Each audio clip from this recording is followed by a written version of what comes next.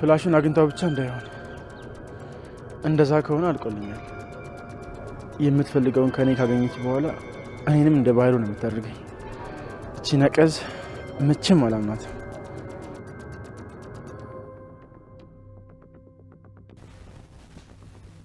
ሳሚ፣ ፍላሹ ላይ አንተን የማያጠፋ መረጃ አለኝ፣ ግን ለጊዜው አልጠቀምበትም። በጣም ታስፈልገኛለህ። ነገሮች መስመር ሲይዙ ግን አንተም የባህል ወጣ ነው የሚደርስ። መቼም ሀብቱን አትካፈልም።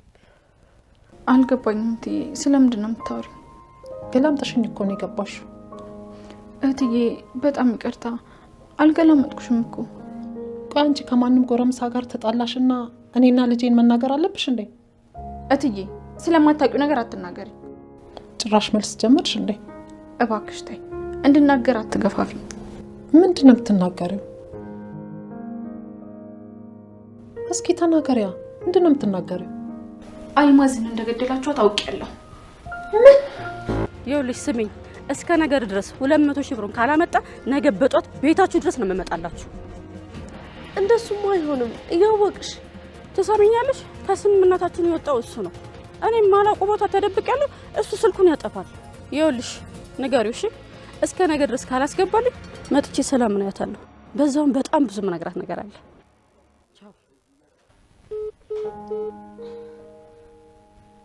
ወይኔ ቃል፣ ምን አለ ባላሳሰርኩት።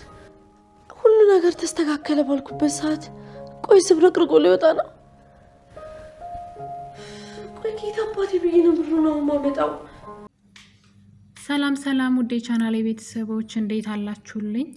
እንኳን ወደ እኔ ቻናል በሰላም መጣችሁ። አደራ ድራማ እንግዲህ አቶ ባይሉ በቁጥጥር ስር ውሏል። አቶ ባይሉ እንግዲህ ሰላምን ገንዘብ እወስዳለሁ ብሎ ሲስገበገብ አሁን ላይ በራሱ ወይም ደግሞ ራሱ ወደ ህይወቱ ባመጣት ልጅ በቃል ምክንያት ማለት ነው እስር ቤት ገብቷል። እንግዲህ እዚህ ቀደም ቃል የአቶ ባይሉን ፍላሽ ከብሌን ሰርቃ ወስዳ ኮፒ አድርገው ነበረ እና እንግዲህ የሰላምን ንብረት ብቻዋን ለመቆጣጠር እንዲመቻት ማለት ነው ቃል አሁን ላይ አቶ ባይሉን እስር ቤት አስገብተዋለች። የቃል እቅድ እንግዲህ እስከ ዛሬ ድረስ ያለውን ከባዱን መንገድ ማለት ነው አቶ ባይሉ እንዲከላከልላት ስታደርግ ነበረ። አሁን ላይ ግን አታስፈልገኝም ብላ አያያዙ ስታየው እሱም በአቋራጭ ገንዘቡን ለራሱ ለማድረግ ለእሷ 25%ቱን ላለማካፈል ብሎ በጎን ገንዘቧን ለመውሰድ የቱን ገንዘብ ሲቋምጥ ነበረ። እንግዲህ ሌባ ለሌባ ተዋውቀዋን ማለት ነውና እሱ አሁን ላይ ያ መንገዱ ስላልተመቻት አቶ ባይሉን ዘወር ማድረግ ፈልጋለች። አቶ ባይሉን ብቻ ሳይሆን ሳሚንም እንደዛው። ነገር ግን አሁን ላይ ሳሚ ለሷ ስለሚያገለግላት ከሷ እንዲርቅ አልፈለገችም። እንዲሁም ደግሞ ፍላሹ ላይ የሱ ወንጀሎችም አብረዋሉ። ሳሚ እንግዲህ ወንጀል ሰርቷል ከአቶ ባይሉ ጋር ሆኖ። ነገር ግን እነዚህን ነገሮች ቃል ለፖሊስ መስጠት አልፈለገችም። ምክንያቱም ደግሞ አሁን ላይ ሳሚ ውጭ መሆኑ ለሷ በደንብ እንደሚያገለግላትና ልትጠቀምበት ትፈልጋለች። ነገር ግን ተጠቅማበት ከጨረሰች በኋላ ልክ እንደ አቶ ባይሉ ወስዳ እስር ቤት ታስገባለች። ያኔ እንግዲህ ቃል ብቻዋን የሰላምን ንብረት ሰላምን አስወግዳ ደግሞ የሰላምን ንብረት ትወርሳለች። እቅዷ በጣም የሚገርም ነው። እንግዲህ የቃል እቅድ ማለት ነው። በጣም ነው የሚገርመው።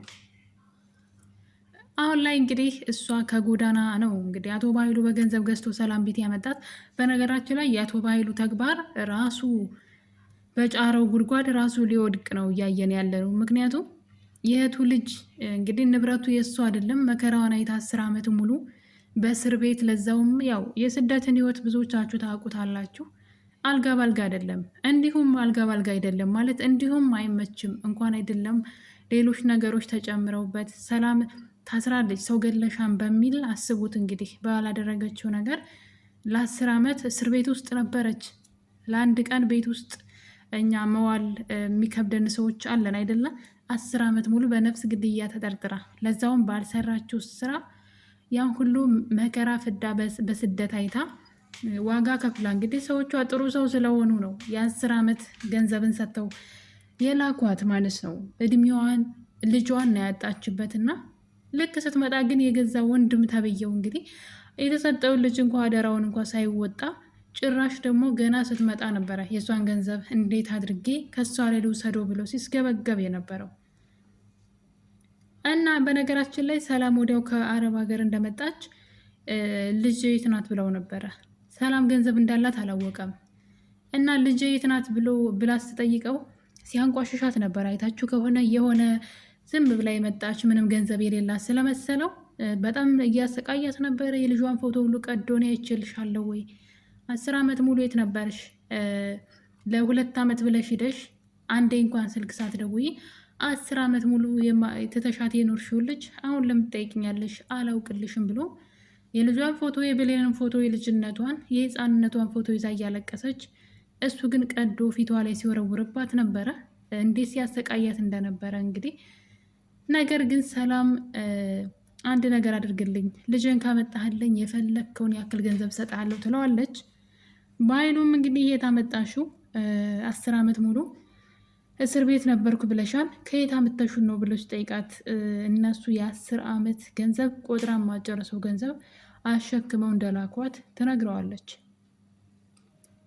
እና እንግዲህ የፈለግከውን ገንዘብ ሰጣለሁ ነው ያለችው ሰላም። በነገራችን ላይ የዚህን ያክል አይደለም፣ አንተ የፈለግከውን ብቻ ልጅን አምጣልኝ ነበር ያለችው።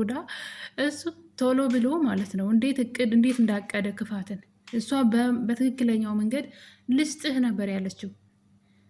እሱ ግን እንግዲህ በዛ ቅጽበት ነበር ተንኮል ያሰበው። ኦኬ ገንዘብ ይዘሽ መተሻል፣ ስለዚህ እንዴት ነው የምፈልገውን ብቻ አይደለም ወስደው፣ በቃ አንቺም እንዳይኖርሽ ነው የማደርገው፣ ማለት አንቺን ባዶ ማድረግ ነው የምፈልገው። ምቀኝነት ነው በነገራችን ላይ ይሄ የገንዘብ ፍላጎት ብቻ አይደለም፣ ምቀኝነት ክፋትም ጭምር ነው የእሱ ያለበት። የእሷ ጥላቻ አለበት።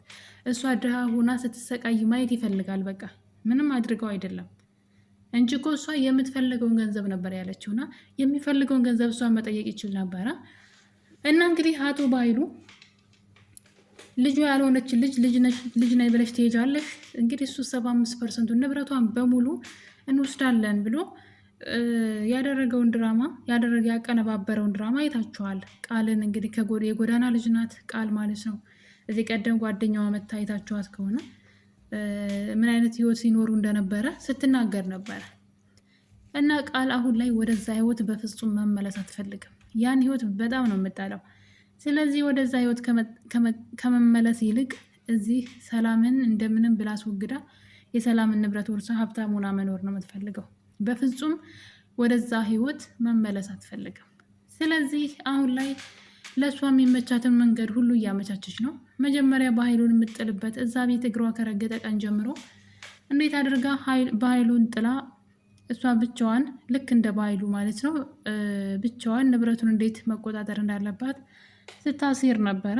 እንግዲህ በአንድ ቀን ጥፋት ወይ የብሌንን ዝላልነት እንበለው ወይም ደግሞ የዳግም መጃጃል እንበለው እንግዲህ በአንድ ቀን ጥፋት ዳግም በወሰደው ፍላሽ ምክንያት ማለት ነው የቃል እቅድ ተሳክቶላታል። ሀሳቧ ስትመኘው የነበረው ማለት ነው። የበኃይሉን ደካማ ጎን ትፈልግ ነበረ። በኃይሉን የምታስወግድበት ደካማ ጎኑን ስትፈልግ እንግዲህ ብሌን የትራሷ ስር ያስቀመጠችውን ፍላሽ ወስዳ ነው እንግዲህ የበኃይሉን ወንጀሎችን አስቀምጣ፣ እንደውም ውጭ ላይ ስትንገረፈፊ ጥለሹ እኔ አግኝቼ አስቀምጨው ነው ብላ የመለሰችለት። እና በኃይሉ እንግዲህ ከታሰረ በኋላ የታሰረው ደግሞ የሚገርመው ነገር የብሌን ጎረቤት የብሌን እናት ጎረቤት ማለት ነው የገነት ጎረቤት ያው የእሱ ቅጥረኛ ሆና ለእሱ ታገለግላለች። ወሬ እየለቃቀመች ከገነት ለእሱ ነው የምታደርሰው። እና እንግዲህ ወይዘሮ ገነት ሰላም የብሌን ትክክለኛ እናት መሆኗን አማክራት ስለነበረ እናም ዛሬ ሄጄ ልነግራት ነው ብላ ልትነግራትም ስትሄድ ነግራት ነበረ። ለዛ ነው እንግዲህ ለበኃይሉ ደውላ ገነት ለሰላም ብሌን ልጇ እንደሆነች ልትነግራት ነው ስላለችው፣ ነገር ግን አጋጣሚዎች ስላልተመቹ እንግዲህ ገነት ወደ ሰላም ቤት ብትሄድም ሰላም ግን ፊት ልትሰጣት አልቻለችም። እንደውም ከዚህ በኋላ ቤቴ እንዳትመጪ፣ እኔ የቀጠርኩት ልጅሽን እንጂ ሙሉ ቤተሰባችሁን አይደለም፣ እዚህ ቤት ላይሽ አልፈልግም በማለት ወይዘሮ ገነትን ከፍ ዝቅ አድርጋ ተናግራ ከቤት አስወጥታታለች። በዛ የተነሳ እንግዲህ ወይዘሮ ገነት ለብሌንም ልትነግራት ብላ ብሌንም ልታዳምጣት አልፈለገችም። እኔ ሌላ እናት አልፈልግም፣ እናቴ አንቺ ነሽ፣ ከዚህ በኋላ እናት ብለሽ ሌላ ሰው እንዳትጠርቤ ብላ እና በዚህ የተነሳ ገነት እንግዲህ ለአንዳቸውም እውነቱን ሳትናገር ነው የተመለሰችው። ነገር ግን በኃይሉ ይሄ ነገር የወሬ ስለደረሰው ማለት ነው ቀድሞ እንግዲህ ሳትቀድመ ልቅደማት ብሎ ገነትን ሊገላት ሽጉጥ ደቅኖባት እያለ ነው እንግዲህ ቃል እሱ እዛ እንደሆነ ስላወቀች ፖሊሶች አስልካ ጠቁማ ማለት ነው በቁጥጥር ስር ውለዋለች። እና አቶ በኃይሉ እንግዲህ የታሰረበትን ወንጀል ሲያይ እዛ ፍላሹ ላይ ያለው ነገር እንደሆነ አወቀ። እናም ጉዳዩን ማን እንዳደረገውም ደርሶበታል። አቶ በኃይሉ ከዚህ እስር ቤት ከወጣ ቀጥታ ስራው ቃልን መግደል ነው በእርግጠኝነት ማለት ነው። ምክንያቱም ቃል እንግዲህ እንዴት አድርጋ እሱን እየተበቀለችው ወይም ደግሞ እሱን ለመጣል እየጣረች እንደሆነ ገብቶታል ማለት ነው። ነገር ግን ሌላ ችግር አለ። እዛ ፋይል ላይ እንግዲህ የሳሚ ወንጀሎችም አሉ። እንግዲህ እዚህ ቀደም በኃይሉ ሳሚና ቃል አብረው ቆመው አይቷቸው ነበረ ከሱ ተደብቀው ማለት ነው። ስለዚህ በእኔ ላይ እያሴሩብኝ ነው ብሎ ሳይቀድሙ ልቅደማቸው ሲል ነበረ። በነገራችን ላይ ሶስቱም ተንኮለኞች ናቸው። ሶስቱም የብሌንን ህይወት ነጥቀዋል አብረው እየሰሩ ማለት ነው። ነገር ግን ሶስቱ ደግሞ እየብቻ ሆነ እርስ በርስ ደግሞ አንዱ ለአንዱ ተንኮልን ያሴራል ማለት ነው። ቃልና ሳሚ አቶ በኃይሉን ለመጣል እየሰሩ ነበረ። ይህን ነገር ደግሞ አቶ በኃይሉ በአይኑ አይተዋል ማለት ነው። አቶ በኃይሉ ከታሰረ በኋላ እንግዲህ ሰላም ሄዳ ልጠይቀው ባለች ጊዜ የማታወቂያት አንድ ሰው ናት በውሸት ያሳሰረች ብሎ ነገሩን ለመሸፋፈን እየሞከረ ነው። ቃል ደግሞ እንግዲህ ሳሚን አንድ ነገር አድርግልኝ እያለችው ነው። ያ ማለት አሁን ላይ ለቃል የሚያስፈልጋት ሳሚ አንድ ነገር እንዲያደርግላት ብቻ ነው። ከዛ በኋላ ግን እሱንም እስር ቤት ልታስገባው እንደሆነ እያሴረች ነበረ። እንደውም እሱን አቶ በኃይሉን አስወግደን እኔ እናንተ የሰላምን ንብረት ለሁለት መካፈል እንችላለን ብላ። በእርግጥ እሱ የገንዘብ ፍላጎት የለውም። እሱ የሚፈልገው ብሌንንና እንዲሁም ደግሞ አቶ በኃይሉ ሲወድቅ ማየት ነው።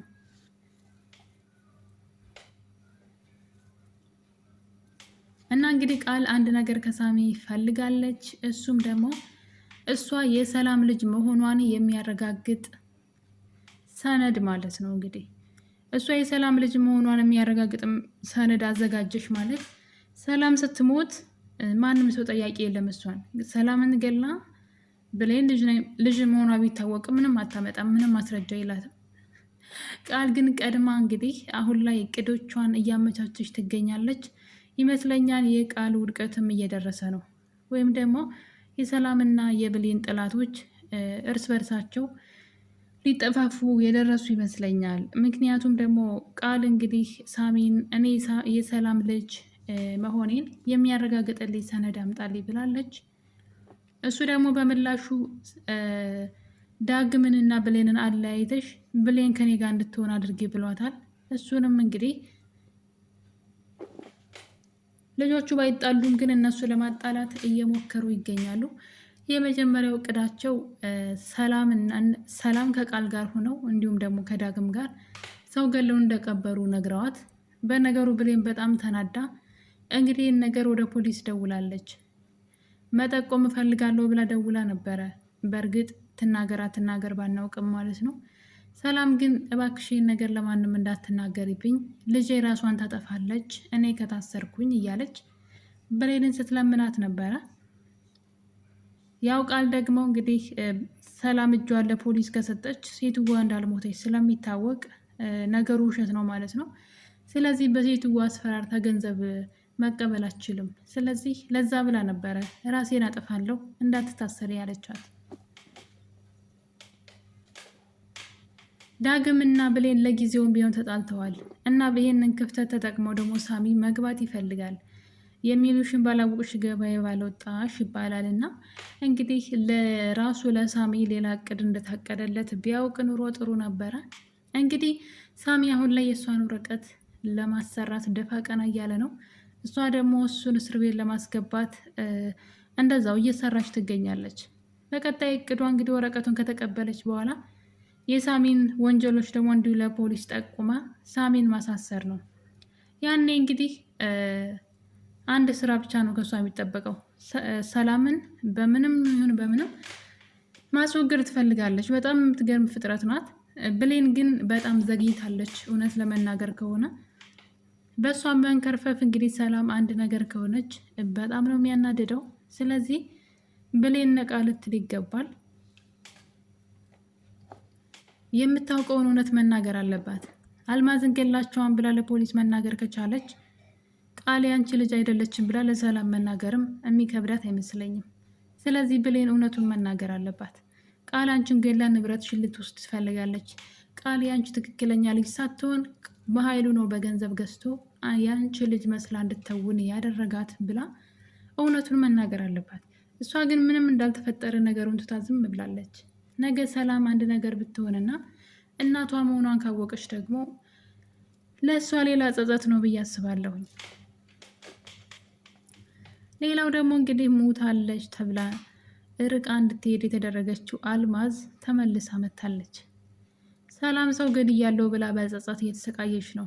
እና አልማዝ እንግዲህ ቀጥታ ደውላ አቶ በኃይሉን ገንዘብ እንዲሰጣት የተዋዋሉት ገንዘብ አለ እና ገንዘቡን አስገባልኝ ትለዋለች።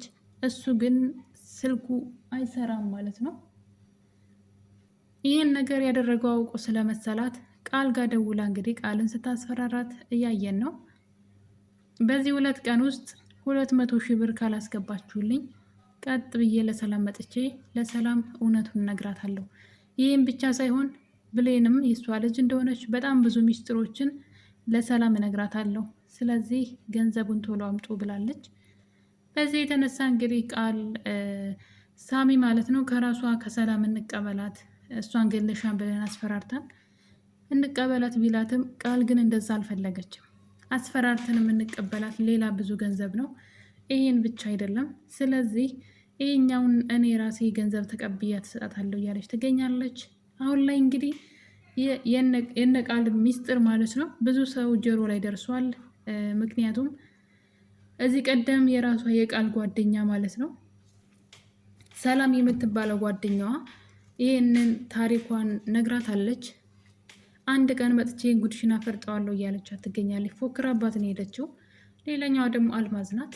አልማዝም ደግሞ ገንዘብ እስካልሰጧት ድረስ መቼም አፏን አዘጋም ማለት ነው። ስለዚህ ወሬው ብዙ ሰው ጆሮ ጋር ደርሷል ማለት ነው። እንግዲህ በቀጣይ ክፍል አልማዝ ለሰላም እውነቱን ሄዳ ትነግራት ይሆን ወይስ እነሱ ገንዘብ ይሰጣት ይሆን? አጓጊ ነው።